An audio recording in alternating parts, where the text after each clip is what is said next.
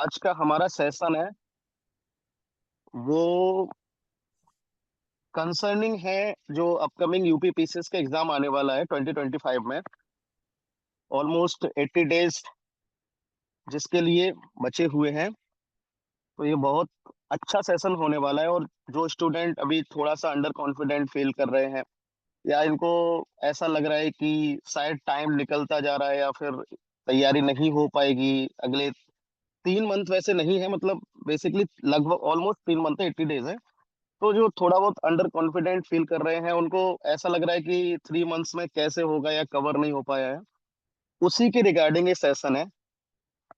जो भी under confident feel कर रहे हैं, मुझे ऐसा लगता है कि इस सेशन के बाद वो उनका जो सेल्फ डाउट है या फिर साइकोलॉजिकल जो प्रेशर होता है वो खुद ही रिलीज होने वाला है। क्योंकि आपको ये यकीन हो जाएगा आज के सेशन के बाद कि ये जो 80 डेज है वो शायद क्रूशियली नहीं, और मतलब ये कह सकते हैं कि ये 80 डेज इनफ ही नहीं है बल्कि 3 बार इनफ है। मतलब मैं तो ये मानूंगा कि 3 बार यूपीपीसीएस के प्रीलिम्स की प्रिपरेशन हो सकती है इन 80 डेज में। तो जिनको ये लग रहा है कि 80 डेज शायद पूरा का पूरा सिलेबस कवर करने के लिए कठिन है, मैं ये कह रहा हूँ कि अगर आप बहुत ज्यादा एवरेज भी है तब भी 80 डेज में आप 2 बार एटलीस्ट यूपीपीसीएस का सिलेबस बहुत अच्छी तरीके से कवर कर सकते हो। इजिली यूपीपीसीएस को आप क्वालिफाई कर सकते हैं। मतलब इसमें डाउट नहीं रखना है, मतलब किसी भी स्टूडेंट को ये दिमाग में लाना ही नहीं है। और यूपीपीसीएस अकॉर्डिंग टू मी, जैसे मैंने अपना थोड़ा सा आपको इंट्रोडक्शन नहीं दिया है, मैं पहले बता देता हूँ। यूपीपीसीएस, मेरा नाम है मुकुल दुबे। और यूपीपीसीएस मैंने 2 बार क्वालिफाई किया है फाइनली। और मैंने आज तक जितने प्रीलिम्स दिए हैं, मुझे मतलब कभी भी प्रीलिम्स में फेल नहीं हुआ हूँ, ना यूपीपीसीएस के ना यूपीएससी के। इधर मैंने कोई और भी स्टेट का कोई प्रीलिम्स दिया है, वो भी कभी फेल नहीं हुआ हूँ। तो मुझे ऐसा लगता है कि प्रीलिम्स केवल और केवल एक स्ट्रेटजी का पार्ट होता है। प्रीलिम्स फेल होने वाली चीज है ही नहीं। इधर हम कोई अगर मिस्टेक करते हैं, हमारी पर्सनल अगर कोई मिस्टेक है, हम अगर पेपर के पैटर्न को समझने में कोई गलती कर देता तो ही प्रीलिम्स फेल होता है। मेंस का समझ सकते हैं, मेंस में बहुत सारे फैक्टर मैटर करते हैं। प्रीलिम्स में ऐसा कोई फैक्टर मैटर नहीं करता। प्रीलिम्स में कहीं ना कहीं हमारी स्ट्रेटजी की थोड़ी बहुत गलतियां होती हैं। अगर हम उसको एड्रेस कर सकते हैं और अच्छे से उसको कवर कर सकते हैं तो प्रीलिम्स अपने लेवल पे बहुत अच्छे से डील हो सकता है। इसी के रिगार्डिंग ये सेशन है। टारगेट है हमारा यूपीपीसीएस 2025। अपकमिंग यूपीपीसीएस जो अभी अगले आज आज जो डेट है वो है 17, है ना, 17 जुलाई। और अभी से 12 अक्टूबर को एग्जाम है। तो अभी से ऑलमोस्ट आपके पास 80 डेज है। कुछ इधर उधर 2 4 दिन इधर उधर कर दिए जाएं, ऑलमोस्ट 80 डेज हम मान के चलते हैं। हम लोग पूरी स्ट्रेटजी को इस 80 डेज में इस वीडियो के थ्रू बांटेंगे।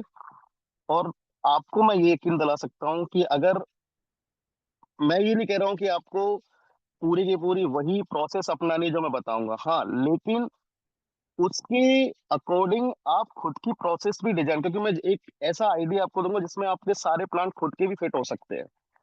तो अगर आपने वो चीजें कंसर्न कर ली अपने प्रिपरेशन में, उन चीजों पर ज्यादा अटेंशन दे दिया, कुछ जो बेसिक मिस्टेक्स होती हैं उनको पहले ही एड्रेस कर लिया, तो यूपीपीसीएस का जो प्रॉब्लम है वो आप इस स्टेज पे सॉल्व कर सकते हैं। ठीक है।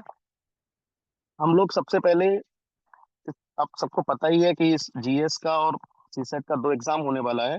बेसिकली हमारा मेन फोकस ये रहेगा जीएस।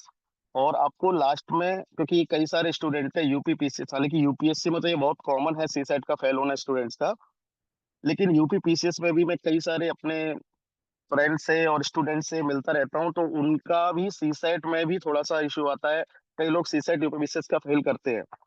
तो मैं सीसेट के बारे में सबसे लास्ट में आपको बताऊंगा कि अगर आपका बहुत कमजोर है, मान के चलो आपका आर्ट बैकग्राउंड है, आपने मैथ बहुत ज्यादा नहीं पढ़ी है, या फिर मतलब होता है, मतलब किसी स्टूडेंट का बहुत कमजोर होता है मैथमेटिक्स, तो आप ऐसा क्या कर सकते हैं कि सीसेट को क्वालिफाई आप कर लो और उसमें बहुत ज्यादा आपको प्रॉब्लम ना हो। ठीक है, तो सीसेट को भी हम कंसर्न में लेंगे लास्ट में वीडियो में। ठीक है, छोटा सा वीडियो होगा, हम लोग केवल और केवल सब्जेक्ट वाइज उसको टैकल करेंगे और उस चीज पर फोकस करेंगे, ठीक है। सबसे पहले हम लोग ये जो कॉमन सिलेबस है यूपीपीसीएस का, उसके जो मेजर सब्जेक्ट है आप लोग जानते हो, मेजरली हिस्ट्री आती है, ज्योग्राफी आती है, पॉलिटी आती है, साइंस टेक आती है। साइंस टेक के साथ यूपीएससी में साइंस टेक का ज्यादा इंपॉर्टेंस होता है। कैसे हमको यूपीएससी से यूपीपीसीएस को अलग करना है, इस पर मैं फोकस करूंगा कि साइंस पे आपको ज्यादा फोकस करना है, ना कि साइंस टेक पे। आपका 80% पार्ट इसमें साइंस पे कैसे आना है वो मैं आपको बताऊंगा। इकोनॉमी को यूपीपीसीएस के लिए कैसे आपको फोकस करना है, ये बहुत इंपॉर्टेंट है। यहाँ पे बहुत सारे लोग बहुत कैलोरी अपनी खत्म कर देते हैं इकोनॉमी में, जबकि उसका इतना ज्यादा कंट्रीब्यूशन नहीं है। मतलब जो ट्रेडिशनल स्टैटिक पार्ट है यूपीपीसीएस में, उस इकोनॉमी का उसमें उतना ज्यादा कंट्रीब्यूशन नहीं है, वो यूपीएससी में होता है। तो जो यूपीएससी के एस्पिरेंट हैं उनको कैसे इकोनॉमी को इसमें अलग करना है।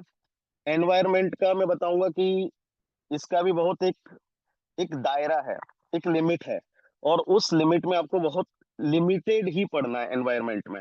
वो मैं आपको बताऊंगा कि क्या चीजें यूपीपीसीएस ज्यादा फोकस करता है एनवायरनमेंट में। तो वो most important part, current affairs, ये बड़ा डरावना कुछ लोगों को लग रहा है पिछली बार का पेपर देख के। तो ये इसको मैं बताऊंगा कि आपके करंट अफेयर्स की क्या अप्रोच होनी चाहिए, कैसे लिमिटेड रिसोर्सेस में, मतलब आपके पास, मतलब ज्यादातर लोग यूपीपीसीएस में कोई एक मैगजीन फॉलो करते हैं, तो मंथली भी बहुत कम लोग पढ़ते हैं, या फिर किसी के पास टाइम नहीं होता है। जिसने अभी इस बार यूपीएससी दिया है तो शायद उन्होंने मंथली फॉलो नहीं किया हो। तो ये यूपीएससी से डेफिनेटली यूपीपीसीएस से करंट अफेयर्स अलग होता है, डेफिनेटली अलग होता है, बहुत ज्यादा डिफरेंस होता है। तो इसको कैसे टैकल करना है पिछली बार के डरावने पेपर के हिसाब से, वो मैं आपको बता दूंगा। बहुत सिंपल है इसमें।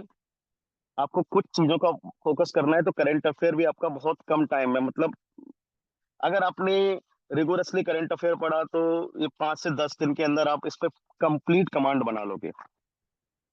यूपी पीसीएस में यूपी स्पेशल भी सिलेबस में है, बट यूपी पीसीएस के सिविल सर्विस एग्जाम में यूपी स्पेशल का कितना रोल है और आपको क्या पढ़ के जाना चाहिए फॉर सेफ्टी।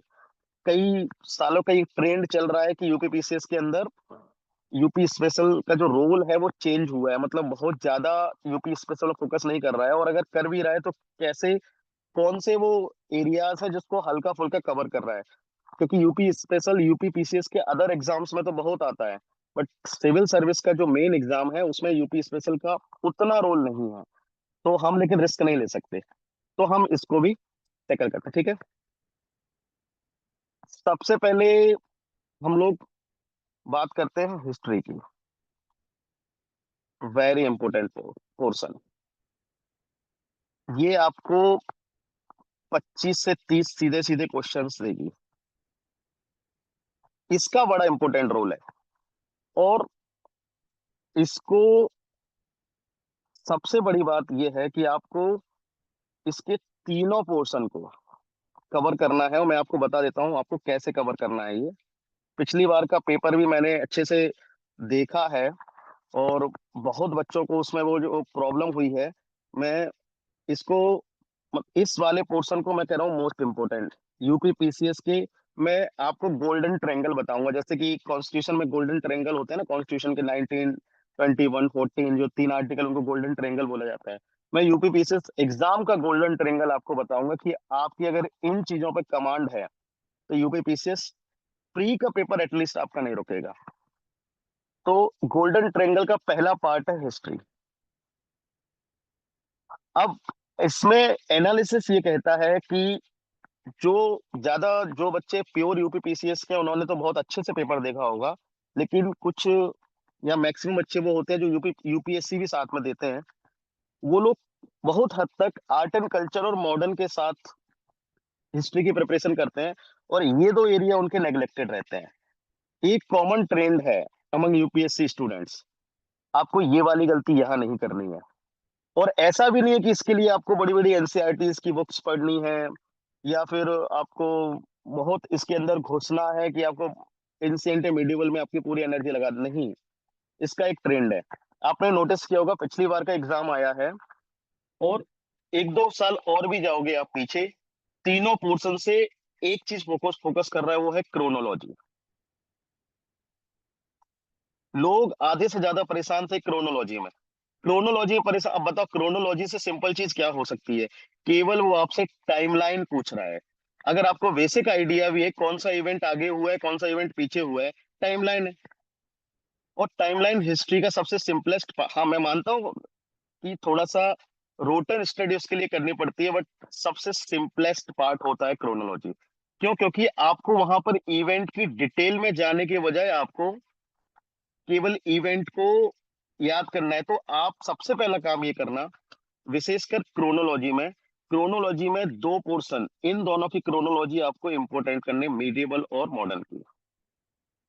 सिंपल काम है, मैं अब सोर्स आपको बता दूंगा कि आपके पास सिंपलेस्ट सोर्स क्या हो सकता है। बट सबसे पहला जो और मैं पूरा मतलब जो सब्जेक्ट खत्म होने के बाद कंप्लीट सोर्स आपको बता दूंगा। लेकिन मैंने जो ट्रेंड पकड़ा है, एंशियंट से क्रोनोलॉजी के चांसेस सबसे कम है। ठीक है। मॉडर्न से और मीडिएवल से क्रोनोलॉजी का बहुत अधिक चांस है, जिसमें फॉर एग्जांपल वॉर क्रोनोलॉजी आ सकती है। यहाँ पर जो किंग्स होते हैं उनकी क्रोनोलॉजी आ सकती है, डायनेस्टीज वगैरह आ सकती हैं। इवन मॉडर्न में जो लीडर्स होते हैं उनकी क्रोनोलॉजी आ सकती है, मूवमेंट्स होते हैं उनकी क्रोनोलॉजी आ सकती है। फार्मर मूवमेंट्स, जो पीसेंट मूवमेंट्स है, लेबर मूवमेंट्स है, ये सब क्रोनोलॉजी का पार्ट है। आपको सिंपल कुछ नहीं करनी है, लूसेंट उठानी है। लूसेंट के जितने भी चार्ट हैं आपको रट डालने हैं। लूसेंट के चार्ट रट डालने हैं, पहली बात।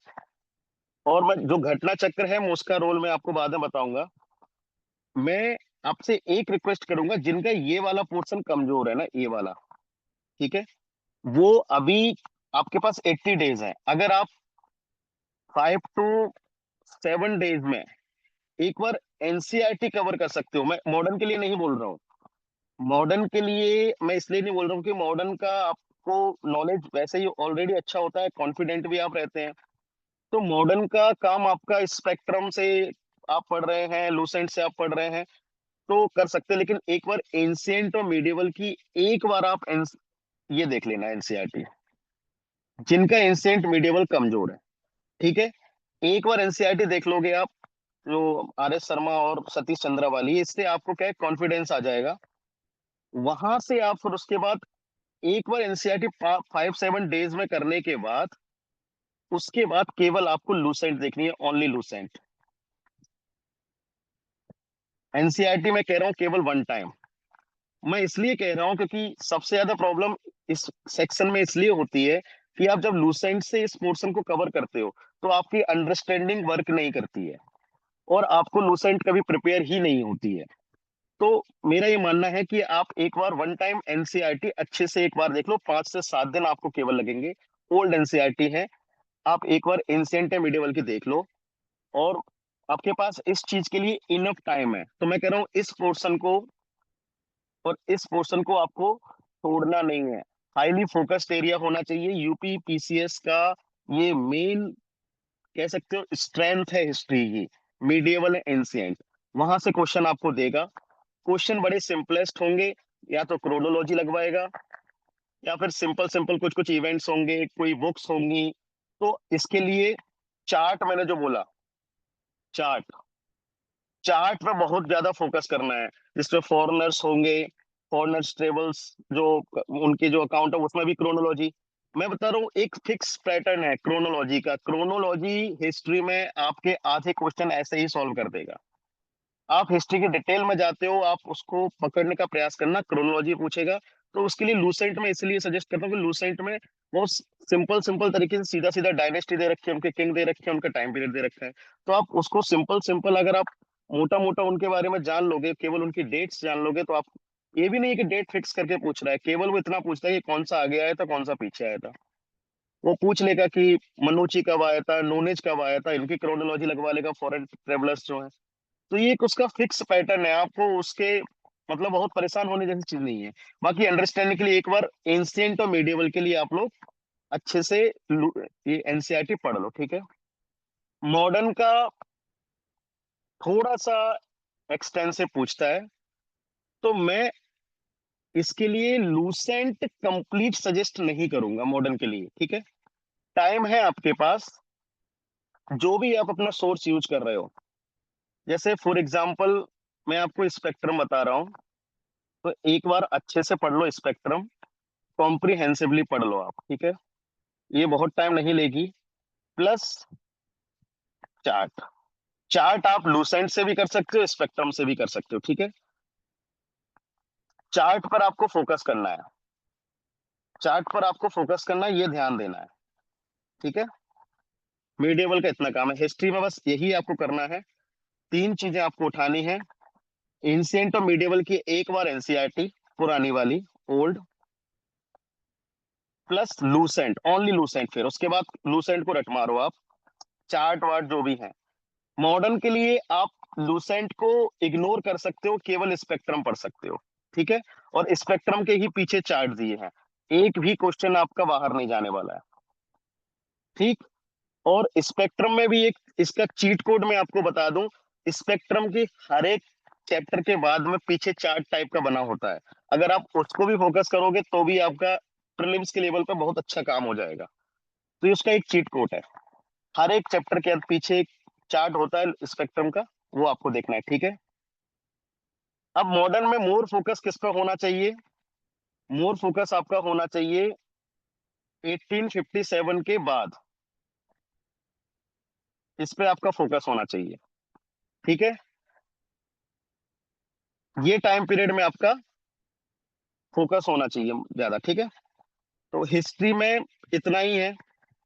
बाकी जो मैं जो घटना चक्र से आप लोग पढ़ते हो, मैं उसका बताऊंगा कि घटना चक्र मैंने पिछले एक बार सेशन और लिया था, उसमें भी आपको बताया था कि घटना चक्र की कितनी इंपॉर्टेंस है, किस लिमिट तक इंपॉर्टेंस है। इसलिए मैं घटना चक्र को शुरुआत में आपके पास नहीं रख रहा हूँ, क्योंकि उतनी भी उसकी इंपॉर्टेंस नहीं है जितना लोग समझते हैं, और उतनी भी छोड़ने लायक चीज नहीं है कि आप पूरी तरह से इग्नोर कर दो, मैं उसकी एक लिमिट है, आपको केवल उस लिमिट के लिए घटना चक्र पढ़ना है, ठीक है। तो ये पोर्शन आपको इसी तरीके से कंप्लीट करना है। अब आपका आता है सेकंड पोर्शन, ये जो है, इसको भी मैं बोलता हूँ गोल्डन ट्रायंगल का पार्ट, ये है अपनी ज्योग्राफी।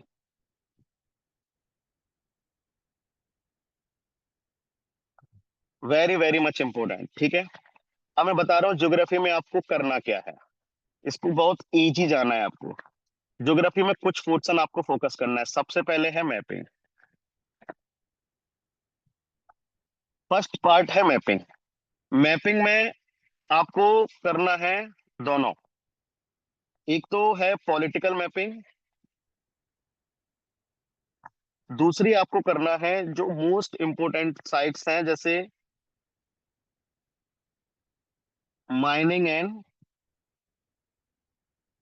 इंडस्ट्रियल साइट्स, ठीक है। बस इतना ही मैपिंग आपको करना है, इंडिया प्लस वर्ल्ड, और ये आपका 60% पोर्शन है, ठीक। 60% पोर्शन केवल ज्योग्राफी में मैपिंग से आता है। तो आपको ये समझना पड़ेगा कि आप लोग ज्योग्राफी पढ़ते रहते हो, इतना मतलब ज्योग्राफी के हर एक चीज पे आप लोग फोकस कर लेते हो, लेकिन जो मेन एरिया है वो 60% ये है केवल। तो हम्बल रिक्वेस्ट है, ज्योग्राफी में मैपिंग आपको फोकस करना है। मैपिंग में मैंने बताया कि बहुत डिटेल में करना है, बहुत डिटेल में, मतलब कि पॉलिटिकल, या इसमें एक चीज और जोड़ो, फिजिकल। पॉलिटिकल का मतलब ये हुआ कि जैसे कि कैपिटल, ये आ जाता है, करेंसी, ये आ जाता है, ये सब आता है। फिजिकल में माउंटेन्स, सीधा सीधा वो इसमें मैच दी कॉलम करेगा वो आपसे, रिवर्स, लेक्स, ये तीन चीजें, मतलब इस टाइप की आपको मैपिंग करनी है। थोड़ा सा बाउंड्री को फोकस ना करके आपको कैपिटल फोकस करनी है, करेंसी फोकस करनी है, सीधा सीधा कौन से। अब देखो, मैं आपको यहाँ पे ध्यान देने वाली बात है, यूपीएससी की और इसकी मैपिंग में फर्क क्या है। यूपीएससी की जो मैपिंग होती है, एक तो ज्यादातर करंट बेस्ड इवेंट्स पे होती है, यूपी पीसीएस में ऐसा ट्रेंड नहीं देखा गया है। तो आप फोकस कर सकते हो करंट इवेंट से, बट आप कुछ भी छोड़ नहीं सकते। आपको पुरानी पुरानी जितनी भी स्टैटिक उसका जो पार्ट है मैपिंग का, वो आपको कवर करना है, पहली बात। दूसरी बात, यूपीएससी से इसमें फर्क ये है कि यूपीएससी थोड़ा सा एनालिटिकल मैपिंग पूछता है, ऐसे कि जैसे कौन से देश की बाउंड्री किस किस से टच हो रही है, उसको उसको आपको आइडेंटिफाई करवाएगा। यूपीपीसीएस डिफरेंट है। यूपीपीसीएस आपसे केवल इतना पूछ लेगा कि मैच दी कॉलम में कि किसकी कैपिटल कौन सी है, पूछ लेगा कि आइलैंड्स की लोकेशन किधर है। इवन इस हद तक भी जा सकता है कि कौन से देश की करेंसी कौन सी है। फिर दूसरी बात, उसका फेवरेट टॉपिक है माउंटेन सिस्टम में, रिवर्स में, लेक्स में, केवल पूछता है कौन से कंटिनेंट में या कौन से कंट्री में वो पड़ता है। तो आपको ये रटने पड़ेंगे। आपको जितने ज्यादा इसके लिए रट सकते हो, जहां से भी आपको जो भी आपका जो नोट्स है, उससे आपको ये चीजें देखनी है, ठीक है। दूसरा, प्रीवियस ईयर का तुम बताऊंगा बाद में, प्रीवियस ईयर का भी इसमें प्रीवियस ईयर का बहुत ज्यादा इंपॉर्टेंस रहेगा। तीसरा, उसका मोस्ट फेवरेट, जिसको आपको छोड़ना ही नहीं है, पूरे दुनिया में और भारत में जितनी भी माइनिंग और इंडस्ट्रियल साइट्स हैं, मोस्ट फेवरेट। अगर ज्योग्राफी में से 10 क्वेश्चन मैपिंग के अगर हैं, तो आप समझ लीजिए 3 से 4 से 5 क्वेश्चन आपको माइनिंग एंड इंडस्ट्रियल साइट से रिलेटेड क्वेश्चन आपको मिलेंगे, ठीक है। तो ज्योग्राफी में मैपिंग इसलिए बोल रहा हूँ, डायरेक्टली इनडायरेक्टली 60% पोर्शन मैपिंग का आता है। बाकी ज्योग्राफी, इसके अलावा जो ज्योग्राफी है, वो आपको करना है क्लाइमेटोलॉजी, जिसमें मानसून, साइक्लोन्स, ये सब पोर्शन अच्छे से करना है, ठीक है।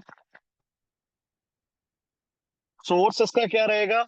सोर्स इसका, मेरे अकॉर्डिंग मैं आपको बताना चाहूँ तो एक आप जैसे, आप वैसे तो आपके पास कोई भी मटेरियल होगा, बट जिस जिसमें भी आपको चार्ट्स मिले इन सब चीजों की, जैसे कि जहां पर लेक्स एक साथ दी हो, रिवर्स एक साथ दी हो, या फिर माउंटेन्स एक साथ दी हो, ये सब सारी चीजें अगर आपको मिलती हैं, बट आजकल इसका ट्रेंड थोड़ा सा चेंज हुआ है, यूपीएससी की साइड इसका झुकाव है। तो आपको डायरेक्ट डायरेक्ट फैक्चुअल इंफॉर्मेशन भी नहीं पढ़नी है पीसीएस में। इसके लिए आपको एक काम करना है कि आपको अंडर, या तो एनसीईआरटी आती है 11th क्लास की, वो करने के साथ में फैक्चुअल कोई बुक पढ़ लो, या एक किताब आती है महेश वर्णवाल की, वो पढ़ लेना। ये इनफ, ये अकेली ही इनफ है। इस बुक के अंदर अंडरस्टैंडिंग प्लस फैक्ट्स पूरे हैं।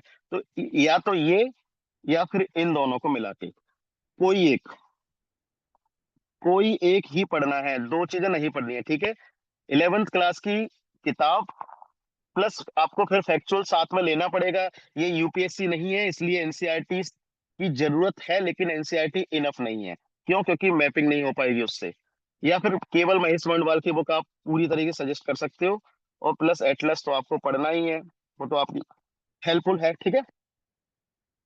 तो ज्योग्राफी में मैंने आपको चीज बताई, मैपिंग और क्लाइमेटोलॉजी दो आपके कोर एरियाज हैं। और मैपिंग के मैंने बहुत अच्छे से बता, क्योंकि देखो फिजिकल मैपिंग जैसे ही आप करोगे, माउंटेन्स, रिवर्स, इवन इसमें वॉल कैनोज आ जाएंगी, तो ये सब आप करोगे ना, तो इसमें जियोमॉर्फोलॉजी भी आपस में कवर हो रही है, ठीक है। तो कोई एक बुक आप ज्योग्राफी की लो, 5 दिन का टारगेट मैक्सिमम बना सकते हो ज्योग्राफी के लिए, और आपका कवर हो जाएगा, ठीक है। हाँ, मैपिंग के लिए क्या करना है? मैपिंग के लिए आपको बहुत इंपॉर्टेंट चीज ये है, वो करना है ऑन डेली बेसिस, अभी से। टाइम मैनेजमेंट का भी मैं आपको सारे सब्जेक्ट का एक बार आइडिया देके मैं टाइम मैनेजमेंट का बताऊंगा आपको, वो आप एक बार फॉलो कर लेना। तो डेली बेसिस पे आप 1 घंटे मैपिंग देखना है। मैपिंग याद करने से ज्यादा अच्छा होता है कि आपको एक बार देखना है, आगे बढ़ जाना है, उसको दिमाग पे लोड नहीं लेना है कि मुझे याद हुआ है नहीं हुआ है। जैसे आप डेली डेली देखोगे ना, तो आपको साथ वो फेमिलियर हो सकती है। दूसरा, मैपिंग के लिए आप बहुत अच्छा काम कर सकते हो, जैसे आपका फ्रेंड सर्कल है, आप 1 घंटे 2 घंटे किससे मिलते हो, तो आप क्विज बेसिस पे आप उसको कर सकते हो, कि मैपिंग आपस में पूछ सकते हो, मैपिंग का बहुत फायदा होता है, ठीक है। तो डेली बेसिस पे मैपिंग देखना है, इसको कोई भी सब्जेक्ट आप पढ़ रहे हैं, ज्योग्राफी का 60% पोर्शन ऐसा है कि आप डेली बेसिस पे मैपिंग के थ्रू कवर करना है, ठीक। तीसरा गोल्डन ट्रिंगल मैं आपको बता रहा हूं, वो है अनपॉपुलर ओपिनियन है science and tech. Unpopular opinion है क्योंकि ज्यादातर लोग आप में से ये सोच रहे होंगे कि थर्ड जो गोल्डन ट्रिंगल का पार्ट है वो पॉलिटी होगी। पॉलिटी थर्ड गोल्डन ट्रिंगल का पार्ट नहीं होगी। यूपीपीसीएस में one of the simplest subjects अगर किसी को बोलेंगे तो पॉलिटी है। और पॉलिटी ऑलरेडी आपके सबको आती है यूपीपीसीएस की। मैं आपको बता दूंगा पॉलिटी में बेसिक करना क्या है। ठीक है, ये पोर्शन है यहाँ ना मैक्सिमम लोगों का डूबता है। विशेषकर अगर कोई हिंदी मीडियम से इसमें स्टूडेंट है या फिर कोई आर्ट फैकल्टी से, चाहे किसी भी मीडियम का है, बहुत कंसर्निंग है। साइंस आपको करना है। और मैं आपको यकीन के साथ बता रहा हूँ, आपको एक सोर्स साइंस का अपनाना है, ओनली वन सोर्स। कॉन्फिडेंटली बोल रहा हूँ, कैसे भी आप जो भी बुक आप पढ़ रहे हो, कुछ भी पढ़ रहे हो, कितनी भी मोटी बुक पढ़ रहे हो, कॉन्फिडेंटली बोल रहा हूँ, लूसेंट साइंस आपको पढ़नी है in detail. More focus on chart, more focus on chart. Second, more focus on chemistry and biology. Physics की तुलना में ये दोनों यूपीपीसीएस के ट्रेंड में ज्यादा है। ठीक है, हालांकि तीनों सब्जेक्ट आपको पढ़ना है। सिर्फ सिर्फ लूसेंट, केवल केवल लूसेंट। साइंस टेक में कुछ नहीं करना है, लूसेंट के अंदर ही दे रखी है। लूसेंट या फिर ओनली आईएएस, प्रहार। ठीक है, ये साइंस टेक के लिए इसको पढ़ सकते हैं, प्लस करंट। ठीक है, लेकिन इसमें ध्यान ये देना है, साइंस पर साइंस टेक से ज्यादा फोकस। ठीक है, मैं लिख दे रहा हूं आपको, इसको दिमाग में बिठा लेना। साइंस पर साइंस टेक से ज्यादा फोकस। 80%, आप कह सकते हो 70% टाइम इधर देना है, 30% टाइम इधर देना है। इसलिए साइंस टेक को ज्यादा कोई मोटी या कोई बहुत बड़ी किताब से नहीं पढ़ना, केवल नॉर्मल पढ़ना। जैसे इसरो के कौन कौन से मिशन है, कोई लेटेस्ट करंट अफेयर में अगर वो चीज दे रखी है, वो तो आपको डिटेल में जाननी है कि कोई इस अभी कोई मिशन भेजा है तो उसकी डिटेलिंग आपको जाननी है। या फिर बहुत फ्लैगशिप मिशन है इसरो के, जैसे मॉम मिशन हुआ, चंद्रयान 2 1, ये सब जो मिशन है, गगनयान हुए, तो इनकी इन डिटेलिंग आपको अंदर से जाननी है। साइंस में साइंस टेक में इतना ही करना है। आपका पूरा फोकस साइंस पे होना चाहिए। यूपी पीसीएस में साइंस पूछी जाती है मैक्सिमम, ना कि साइंस टेक। और मैं बता रहा हूँ, आप जिसकी भी साइंस कमजोर है, मैं आपको हाथ जोड़ के बोल रहा हूँ, साइंस एक एक एक अकेला एक ऐसा फैक्टर है कि यूपी पीसीएस रुकवा देता है। इसके बहुत क्वेश्चन आते हैं, बहुत ज्यादा। और ज्यादातर हिंदी मीडियम और इवन इंग्लिश मीडियम में जो आर्ट बैकग्राउंड के लोग हैं, हिंदी मीडियम में तो ज्यादातर किसी भी बैकग्राउंड के लोगों के लिए साइंस थोड़ा सा दिक्कत मैंने देखा है। इवन आर्ट बैकग्राउंड बैकग्राउंड के इंग्लिश मीडियम के बच्चों में भी ये प्रॉब्लम है। साइंस उनका अगर कमजोर है तो यूपीपीसीएस में प्रॉब्लम आने वाली है। साइंस को आप टाइम दो, अच्छे से साइंस को पढ़ो। ठीक है, ये मैं आपको बता देता हूँ गोल्डन ट्रायंगल आपका, ये मैं अभी यहाँ पे ड्रॉ कर देता हूँ। History, science, geography,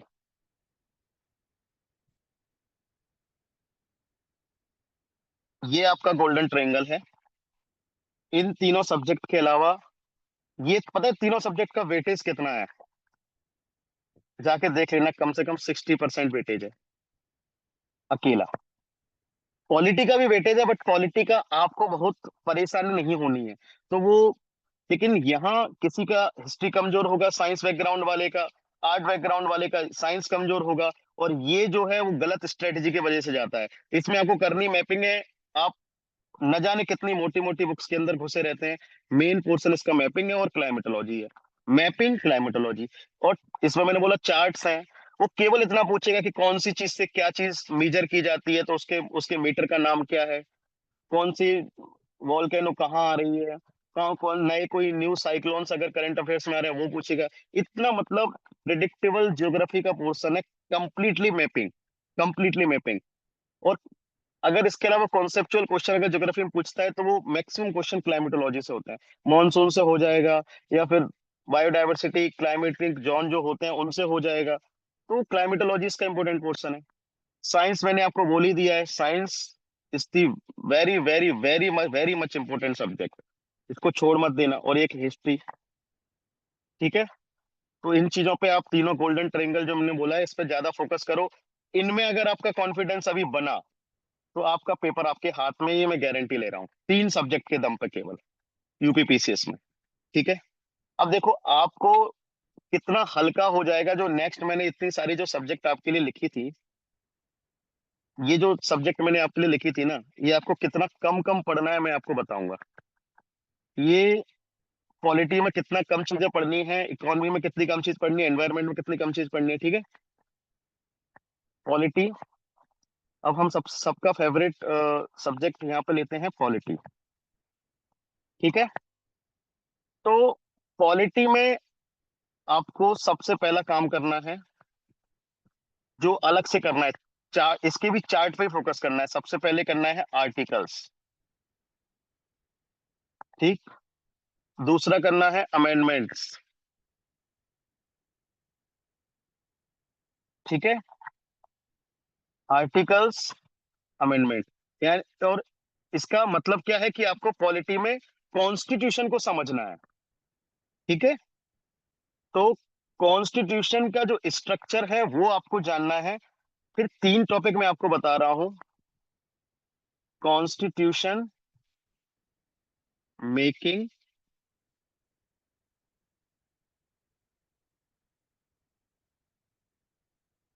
preamble, second इसका पार्ट आता है बहुत इंपॉर्टेंट है, वो आता है फंडामेंटल राइट्स, फिर आता है अपना डीपीएसपी,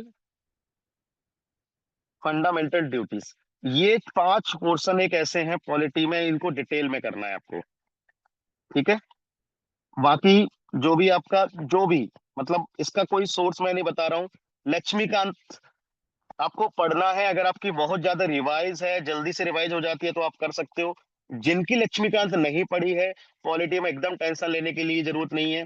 आप कोई भी मार्केट में जो सबसे पतला मटेरियल आ रहा है उसको पढ़ना है, लेकिन यूपीएससी का अगर आप मटेरियल इस्तेमाल कर रहे हैं तो उसमें फोकस ये करना है कि आपको आर्टिकल अलग से पढ़ने हैं, अमेंडमेंट आपको अलग से पढ़ने हैं, ठीक है। इवन जजमेंट से भी जो इंपोर्टेंट वर्डिक्ट्स जो होते हैं उससे भी यूपीएससी क्वेश्चन पूछ रहा है, यूपीपीसीएस सॉरी, इंपोर्टेंट वर्डिक्ट से भी क्वेश्चन आ रहे हैं यहाँ पे, ठीक है। तो ये चीजें आप अलग से कर लेना, बाकी आप लूसेंट से आप कवर कर रहे हो या प्रहार से कवर कर रहे हो, इनफ है, ठीक है। इतनी स्ट्रेटजी आपको पॉलिटिकली लेके चलनी है। ज्यादा ज्यादा फोकस आपको इधर करना है, इन 4 पे।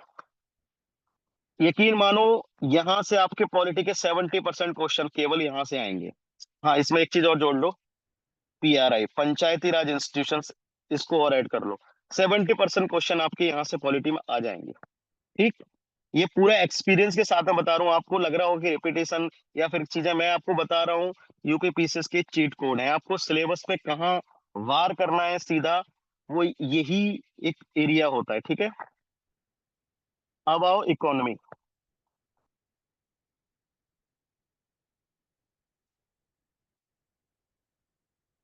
इकोनॉमी आपको बेसिकली करनी है करंट से, करंट अफेयर्स। इसमें क्या है, बजट, सर्वे, बोथ यूपी, इंडिया, ठीक है। दूसरा इकोनॉमी का पोर्शन जो है, स्कीम, यूपी, इंडिया, बस। इकोनॉमी में ये करना है। बाकी जो कॉन्साइज जो भी मटेरियल हो आपके पास वो पढ़ना है बिल्कुल, जीडीपी, जैसे जीडीपी हो गया, जीएनपी हो गया, बस थोड़ा थोड़ा उनके बारे में जानना है। इकोनॉमी की डिटेल में आपको बहुत ज्यादा नहीं जाना है, कोई क्वेश्चन नहीं आएगा इकोनॉमी का। मैं तो कह रहा हूँ आप इसके लिए भी जो शुरुआत के जो क्वेश्चन है ना वो लूसेंट से पढ़ लेना। इकोनॉमिक डेवलपमेंट, इकोनॉमिक डेवलपमेंट से कौन सी स्कीम कब आई थी, जैसे ये आता है, 5 ईयर प्लान से भी आ सकता है, ठीक है, इकोनॉमिक डेवलपमेंट से भी आ सकता है, बैंक नेशनलाइजेशन से क्वेश्चन आ सकता है, इस टाइप के क्वेश्चन आते हैं।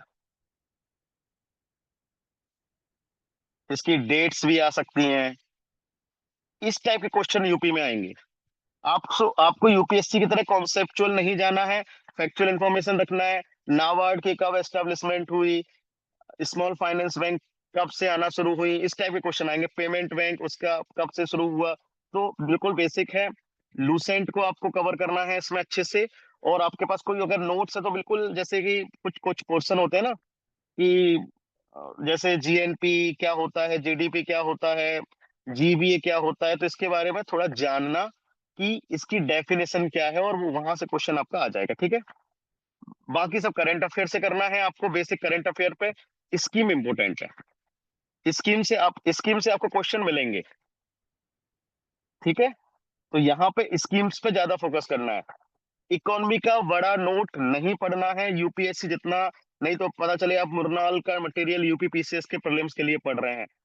मेंस नहीं है, मेंस का एक अलग मैटर है, बट यूपी पीसीएस प्रीलिम्स में आपको मुरनाल जैसे या कोई भी बहुत मोटी किताब कोई भी मार्केट में आ रही है, कोई बहुत से लोग विवेक सिंह पढ़ते हैं, कई सारी ऐसी चीजें पढ़ते हैं, वो यूपीएससी में बहुत इंपॉर्टेंट होती है, क्योंकि यूपीएससी में कॉन्सेप्चुअल एंड एनालिटिकल क्वेश्चंस पूछे जाते हैं, यूपी में फैक्चुअल क्वेश्चन पूछे जाएंगे।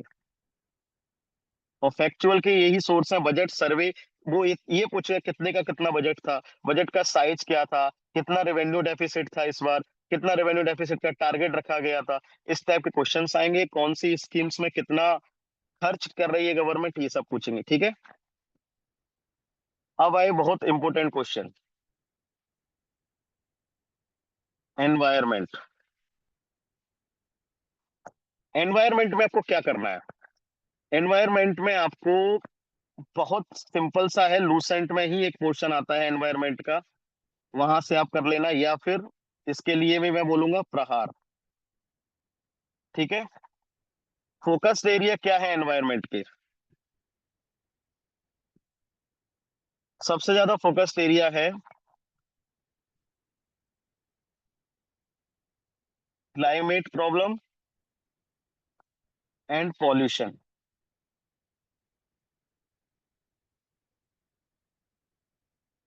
फैक्ट्स, इससे रिलेटेड फैक्ट्स आएंगे ज्यादातर, पॉल्यूशन। दूसरा, एक्ट्स वगैरह इससे कोई है, या इंटरनेशनल कन्वेंशन अगर है, ये पढ़ना है। तो इसमें भी आपको कौन सी डेट में आए थे, कब आए थे, इससे रिलेटेड फैक्ट्स जानना है, ठीक है। सेकंड, कब किसने कॉन्सेप्ट दिया, कब किसने कौन सा कॉन्सेप्ट दिया।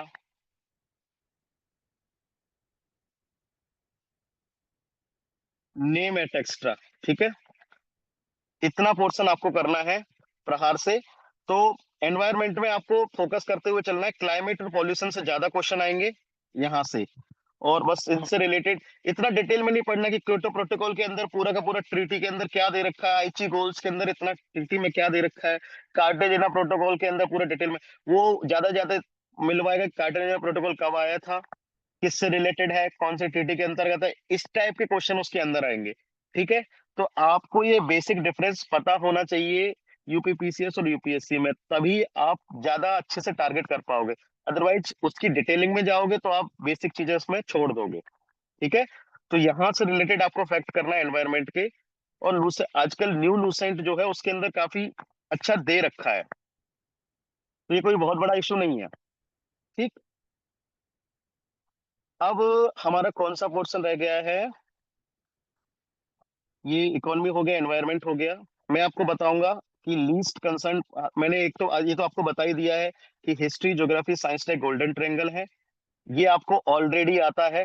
बट हाँ, इकोनॉमी और एनवायरनमेंट को मैं सबसे नीचे रखूंगा, ये यूपीपीसीएस में सबसे नीचे रखूंगा मैं, इनकी अपेक्षा, ठीक है। तो ज्यादा मजबूत आपके गोल्डन ट्रायंगल वाले सब्जेक्ट प्लस पॉलिटी होने चाहिए, ठीक।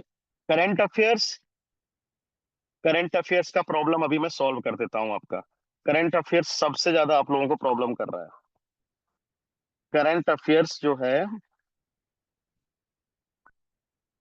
ये कह सकते हो कि हार्डेस्ट इन 2024 था। और इसमें मेन बात ये है कि 2024 में हार्डेस्ट था, तो 2025 में कैसा होगा? वैसा ही होगा जैसा 2024 में था। अनप्रेडिक्टेबल होगा। अनप्रेडिक्टेबल होगा इसका करंट अफेयर अगेन। तो करंट अफेयर्स में आपको एक सीधा चीट कोड बताता हूं।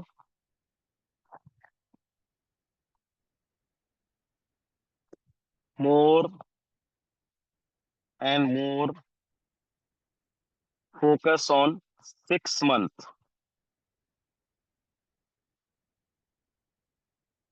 ठीक है, 6 मंथ एग्जाम से पहले 6 महीने का करंट अफेयर आपको ज्यादा अच्छे से प्रिपेयर होना चाहिए।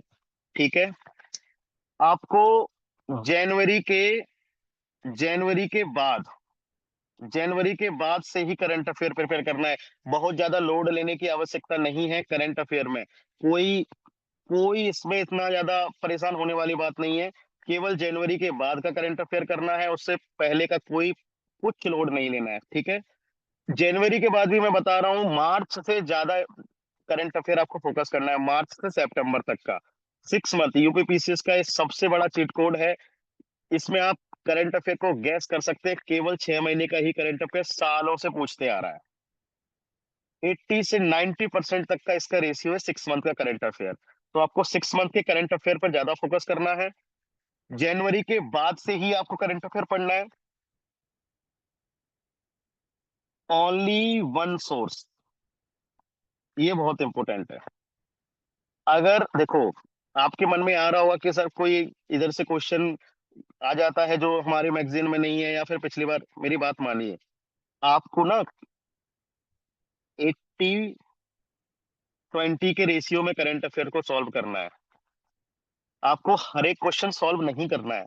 एग्जाम पास करने का सबसे पहली स्ट्रेटजी होती है, आपको सबके पीछे नहीं भागना है।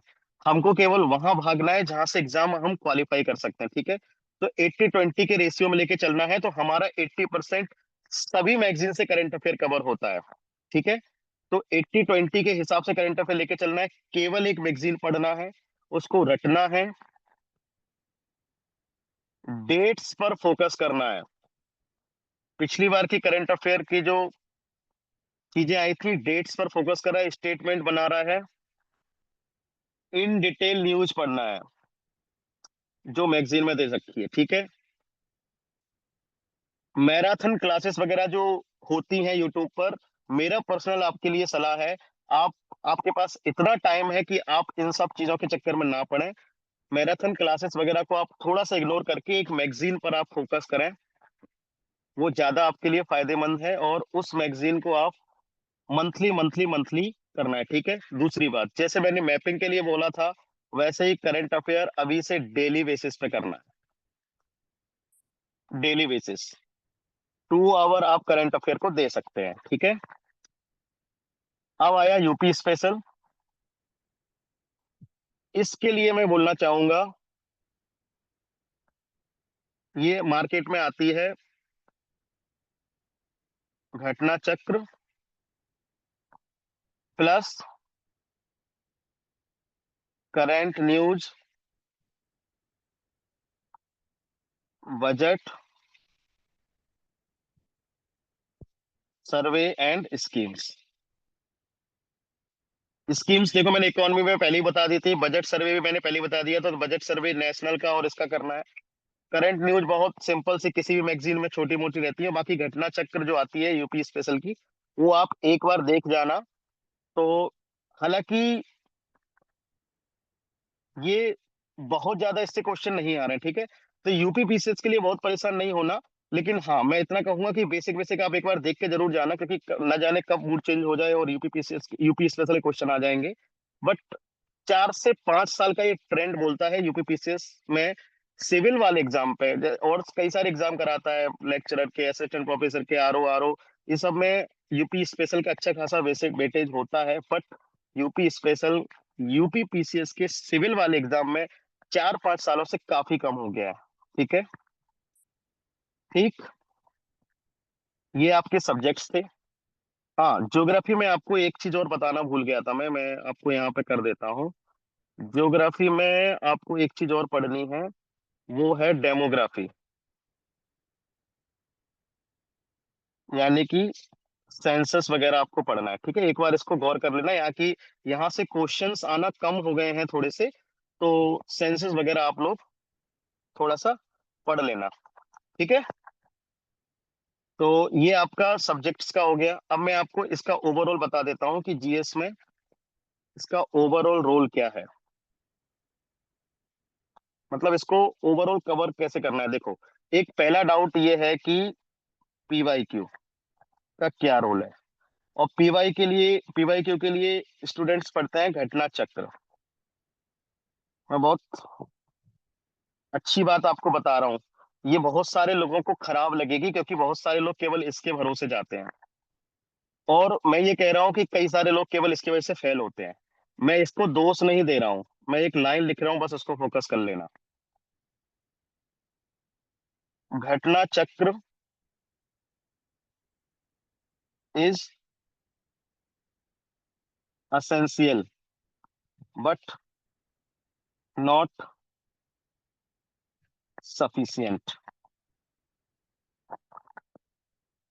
जरूरी है, ये सच है, और जरूरी किसके लिए है? For PY Qs. UP PCS में 30 to 40% रिपीटेशन होता है, पिछली बार भी हुआ है। या तो एग्जाम क्वेश्चंस के ऑप्शन के थ्रू रिपीटेशन होगा, डायरेक्ट क्वेश्चन भी आ सकता है। मैपिंग के लिए, मैपिंग के क्वेश्चन तो मैं कह रहा हूँ पीवाई क्यू से इतने ज्यादा, आपको एक भी मैपिंग अगर आपका पीवाई क्यू से मैच होता है तो आपका पूरा क्वेश्चन बन जाएगा। तो असेंशियल तो है। घटना चक्र से मेरा सेंस है पीवाई क्यू, आप याद रखना। घटना चक्र की बुकलेट से मेरा सेंस नहीं है। जो बुकलेट्स मार्केट में आती हैं अलग अलग सब्जेक्ट की, वो मैं नहीं कह रहा हूँ। जहां पीवाई क्यूज दे रखे हैं, और घटना चक्र में सिर्फ यूपी के पीवाई क्यू नहीं दे रखे, वो पूरे लगभग कई सारे स्टेट्स के PY Q, UPSC PY Q cover करता है, तो एक आपको मोटा मोटा आइडिया हो जाता है। ठीक है। तो घटना चक्र आपको पढ़नी है, लेकिन केवल घटना चक्र नहीं पढ़नी है। रास्ता क्या है? बहुत मोटी बुक्स होती हैं, मैं आपको बोलूंगा एक पॉइंटर करके आती है। घटना चक्र मोटी मोटी किताबों से पढ़ने से ज्यादा अच्छा है। मैंने जो ऊपर सोर्स बताया उनको पढ़ने के साथ में केवल आप पॉइंटर कीजिए, क्वेश्चन पढ़िए, आंसर पढ़िए, क्वेश्चन पढ़िए, आंसर पढ़िए। वो आपको क्वेश्चंस के आंसर लगभग याद हो जाएंगे वहां से। तो आप केवल पॉइंटर को फोकस कर लेना। पॉइंटर मतलब कि पीवाई क्यूज का पॉइंटर भी शायद उनके 2-3 आते हैं अलग अलग सब्जेक्ट्स के, वो मैं नहीं कह रहा हूँ। जिसमें केवल जो सारी जो मोटी मोटी किताब होती है, उसके अलावा एक पॉइंटर होती है, उसके अंदर क्या होता है, क्वेश्चन लिखा होता है, आंसर लिखा होता है। ठीक है। तो वन लाइन आंसर जो होता है, one line question and answer, इसको आप पढ़ सकते हैं, केवल पीवाई क्यू का कोई भी क्वेश्चन आपसे गलत ना हो। अब यहाँ पे कुछ लोगों का ये लॉजिक होता है, वो अपनी जगह ठीक हो सकते हैं। उनका लॉजिक ये होता है कि सर हम जब घटना चक्र को पढ़ते हैं तो इन डिटेल आप उसका सॉल्यूशन नीचे होता है, तो हमको बहुत बेनिफिट करता है। या फिर देखो, वो मैं दो तरीके से आपको अभी मना करूंगा कि आपको ज्यादा उस पर टाइम वेस्ट क्यों नहीं करना है। पहली बात, इनडेटेड सॉल्यूशन पढ़ने के लिए सबसे बड़ी बात तो है कि आपके पास मात्र 18 डेज है, 80 डेज है। 80 डेज में उस सॉल्यूशन को आप पढ़ोगे तो शायद आप 1 से 2 महीने उसी में कवर कर दोगे। आपको बाद में एंजाइटी होने वाली है, और उससे कॉन्फिडेंस तो एटलीस्ट नहीं बनेगा जब तक आपके बेसिक मटेरियल कवर नहीं होंगे। पहली बात, इसलिए नहीं वो पढ़ना है डिटेल में घटना चक्र। या फिर जिसका नोट्स प्रिपेयर है वो डायरेक्ट डायरेक्ट देख लेता है, सीधा सीधा आंसर देख लेता है, उसके लिए तो सही है कि वो रिवाइज मार देता है जल्दी से। बट मेरा ये कहना है कि अगर आप दिन में 10 घंटे भी पढ़ रहे हो, तो घटना चक्र आप 1 से 2 घंटे पढ़ो। 2 घंटे करंट अफेयर्स प्रिपेयर करो अपना, आधा घंटे अपना मैपिंग प्रिपेयर करो, उसके अलावा आप अपना बेसिक मटेरियल पढ़ो। ये आपकी स्ट्रेटजी होनी चाहिए। और आपको सीसेट अगर पढ़ना है तो मैं कह रहा हूँ 1-2 घंटे फिर एक्स्ट्रा पढ़ो आप, 2 घंटे फिर आप सीसेट भी लगाइए। ठीक है। तो घटना चक्र को पूरे पूरे दिन नहीं पढ़ना चाहिए, केवल उसके क्वेश्चंस के सॉल्यूशन को पढ़ते हुए। इससे होगा ये कि आपका रिपीटेशन होगा, कॉन्फिडेंस नहीं बनेगा, आपको उतना टाइम भी नहीं होगा। इसलिए पीवाईक्यू कवर करने के लिए इसी का पॉइंटर करके आता है, कई सारे मार्केट में अवेलेबल होते हैं जिसमें केवल वन लाइन क्वेश्चन आंसर होता है। इससे आपका प्रीवियस ईयर का कोई क्वेश्चन छूटेगा नहीं। उसी के अंदर मैच दी कॉलम है, तो इसका इसका सीधा सीधा मिला के रखा है। तो ये मैं आपको बता रहा हूँ, ये बहुत ज्यादा लोगों की गलती होती है और इसके चक्कर में लोग फेल हो जाते हैं, क्योंकि आप इतना मोटा मतलब उसके 700 पेज का उसका एक सब्जेक्ट का घटना चक्र है। आप अंदाजा नहीं लगा सकते कितने दिन में खत्म होगी एक एक सब्जेक्ट की घटना चक्र। तो यूपीपीसीएस केवल घटना चक्र का गेम नहीं है, आपको ये समझना पड़ेगा। वो ज्योग्राफी पूछ रहा है, क्लाइमेटोलॉजी में घुस के पूछ रहा है, अगर आप उसके लिए बुक नहीं पढ़ोगे तो आप शायद उसके साथ जस्टिस ही नहीं करोगे। अगर आप पॉलिटी को, फंडामेंटल राइट्स को, डीपीएसपी को अंदर से नहीं पढ़ोगे, आप क्वेश्चन आप देख लीजिए पिछली बार वाले, वो यूपीएससी की तरह अंदर से घुस के पूछ रहा है, वर्डिक्ट्स को पूछ रहा है, घटना चक्र के थ्रू आपका जस्टिस नहीं होगा उसके उसको। हिस्ट्री भी वो जिस तरीके से पूछ रहा है, वो न्यू न्यू फैक्ट्स लेके आ रहे हैं, आपको अच्छी सफिशिएंट किताब आपको पढ़नी पड़ेगी उसके लिए, तो उसके साथ जस्टिस होगा। थोड़ी अंडरस्टैंडिंग में होनी चाहिए। पिछली बार कुछ अंडरस्टैंडिंग के भी क्वेश्चन आए थे उसके अंदर। तो मैं घटना चक्र को असेंशियल बोलूंगा, इंपॉर्टेंट है, पढ़नी आपको है, लेकिन पीवाई को सॉल्व करने के लिए केवल, ठीक है। तो वो आप one line question answer format में पढ़ लो, पीवाई क्यू सीधा सीधा कर लो। तो ये आपकी घटना चक्र के लिए स्ट्रेटजी ये होनी चाहिए। बाकी मैंने आपको बता दिया है कि इनको कितना कितना वेटेज करना है। तो मैं फिर भी आपको एक तरफ से वेटेज वेटेज का मैं आपको फिर बता देता हूँ। हिस्ट्री, जो ज्योग्राफी, और तीसरा हमने बोला था साइंस, इसको सबसे ज्यादा फोकस करना है। फिर करना है करेंट एंड पॉलिटी,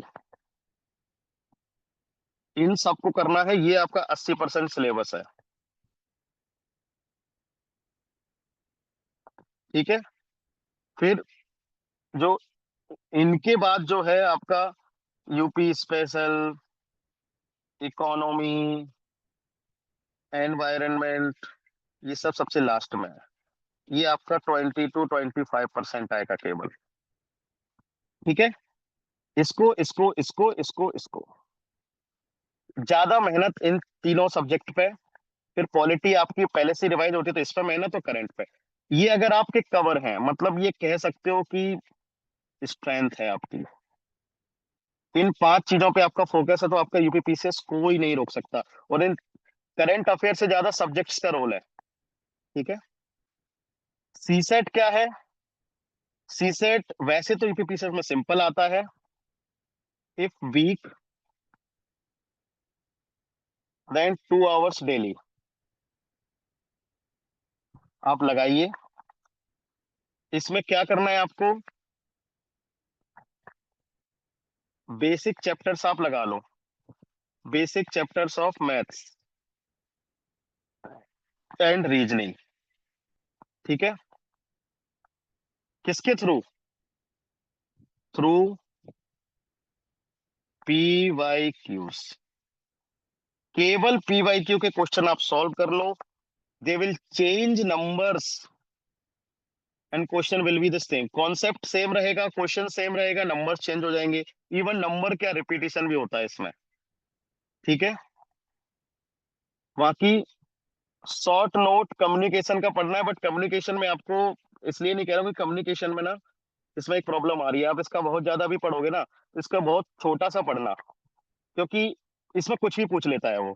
तो थोड़ा सा वेट पोर्शन होता है कम्युनिकेशन यूपीपीसीएस का। तो मेरा ये मानना है कि ज्यादा focus, more focus on PYQ.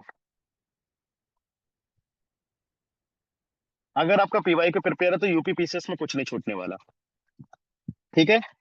ये हमारी इसकी पूरी स्ट्रेटजी थी। और इसके अलावा हाँ, थोड़ा टाइम पीरियड हम आपको बता देते हैं कि 80 डेज है तो आपको कैसे कवर कर सकते हो। देखो, अभी जुलाई का टाइम है, 17 जुलाई है, ठीक है। फिर इसके बाद अगस्त है टोटल। फिर उसके बाद 10 दिन मान लो हमारे अक्टूबर में, 10 डेज मान लो हमारे, सॉरी अगस्त, सॉरी सितंबर, इसके बाद सितंबर है, ठीक है। सितंबर, सितंबर, फिर अब 10 डेज मान लो हमारे अक्टूबर में, ठीक है। तो फर्स्ट रिवीजन में आपको टारगेट दे रहा हूँ फर्स्ट रिवीजन, फर्स्ट रिवीजन आप लोग कर सकते हो 10 अगस्त तक, टिल 10 अगस्त। ठीक है।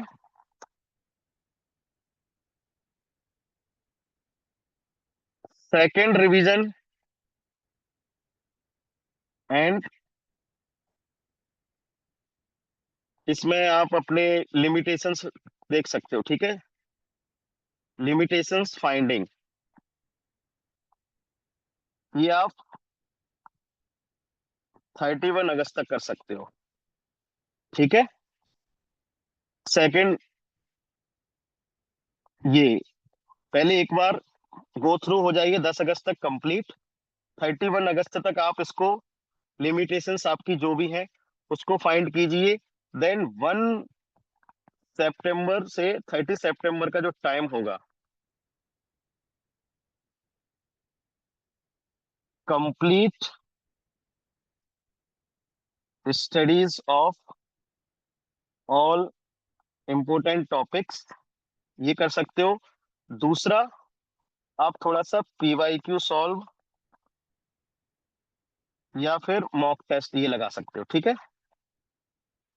ये आप लगा लेना। मॉक टेस्ट मतलब अभी भी लगा सकते हो, बट एक बार आप, मेरा ये रिक्वेस्ट है 10 तारीख तक, मतलब अभी आपकी पहली स्ट्रेटजी होनी चाहिए कि आप 20 से 25 डेज में आप एक बार कंप्लीट बिना सोचे समझे एक बार कंप्लीट अपने सिलेबस को कंप्लीट कर लो।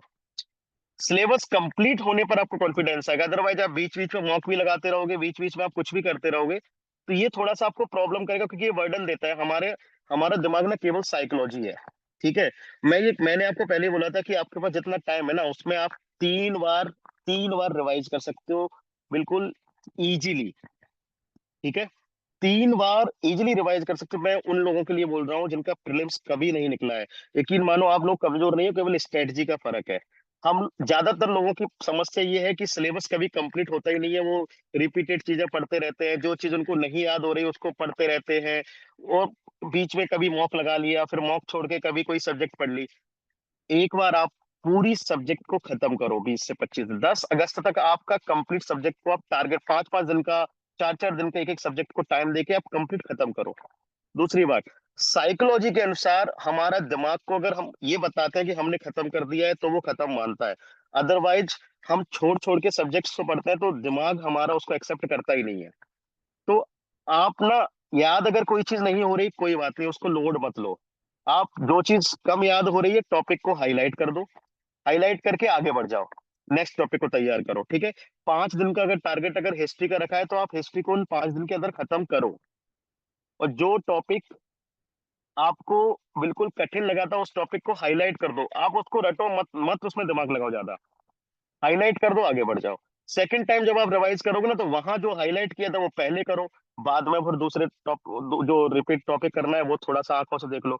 इससे ये होगा कि आपके इम्पोर्टेंस किस टॉपिक के लिए वो आइडेंटिफाई आप लोग कर लोगे। ठीक है। तो जो फर्स्ट सेशन आपका जो अभी तैयार करोगे, आप पढ़ोगे, तो उसमें आप वो टॉपिक्स को हाईलाइट मार देना। और पढ़ना आपको कंपलसरी है, मतलब 10 10 अगस्त तक अगर आप इसको कंप्लीट कर लेते हो तो पूरा सिलेबस को आप कंप्लीट, आप पूरे, मतलब आपके दिमाग को ये लगना चाहिए कि पूरा सिलेबस मेरी मुट्ठी में है। होता है ना कि एक कंट्रोल ऑफ माइंड हो जाता है हमारा, तो उसको आप पढ़ लेना। टॉपिक जो जो नहीं आ रहे केवल उसको आइडेंटिफाई कर लेना। नोट पैड आप छोटा सा बना लेना, उसमें लिख लेना कि मैं हिस्ट्री में ये पढ़ रहा था, ये वाला टॉपिक मुझे नहीं आया था, उसको लिख लेना, केवल टॉपिक का नाम। फिर जब सेकंड, मैंने बोला है कि सेकंड में जब 20 दिन में दोबारा आप रिवाइज करोगे तो वो टॉपिक आप पहले रिवाइज करोगे, पहले पढ़ोगे जो आपके अच्छे से नहीं हुए थे, पहले वो पढ़ना। फिर जो याद थे वो उनको आंखों से देखते चलना। फिर थर्ड सिटिंग में जो अच्छे से नहीं पढ़े थे और वो नहीं पढ़े थे उनको दोबारा अच्छे से पूरा देखना, कंप्लीट।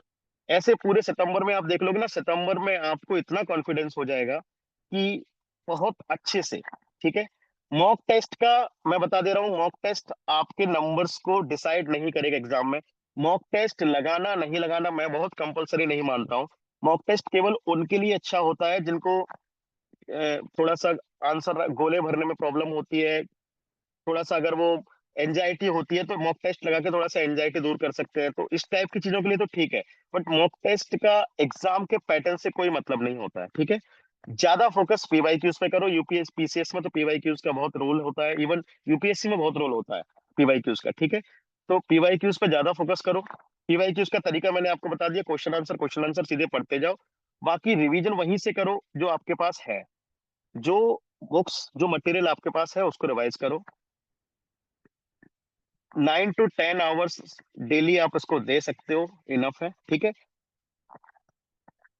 मैपिंग, करंट, और जिनका सीसेट नहीं है, कमजोर है, हर किसी के नहीं है, जिसका सीसेट अच्छा है तो यूपीपीसी से बहुत प्रॉब्लम नहीं है, ये डेली बेसिस पे करो। इसको किसी सब्जेक्ट से मत जोड़ो, ठीक है। मैपिंग करना है ½ एन आवर, करंट करना है 2 आवर्स, करंट आप कर सकते हो, ठीक है। जब आपका करंट में कॉन्फिडेंस जनरेट हो जाए तो आप खत्म कर सकते हो, ठीक है। ये बेसिक स्ट्रेटजी जो मैंने आपको बता दी, मैंने आपको वो नहीं बताई जो आपको अच्छी लगे, मैंने आपको वो स्ट्रेटजी बताई है जो शायद ज्यादा इफेक्टिव है और ज्यादा इम्पैक्ट जिसका पड़ सकता है आपकी प्रिपरेशन पे, ठीक है। तो जो जो मैंने टॉपिक को ज्यादा ज्यादा जिस पे फोकस कराया है, ज्यादा जिस पे मैंने ध्यान देने को, अटेंटिव होने को बोला है, उन पे आप फोकस करना, ठीक है। अब हम लोग थोड़ा सा डाउट लेंगे, जिससे आपको जो भी प्रॉब्लम होगी वो हम कर सकते हैं, ठीक है। तो मैं यहाँ पे स्क्रीन बंद कर दे रहा हूँ अभी।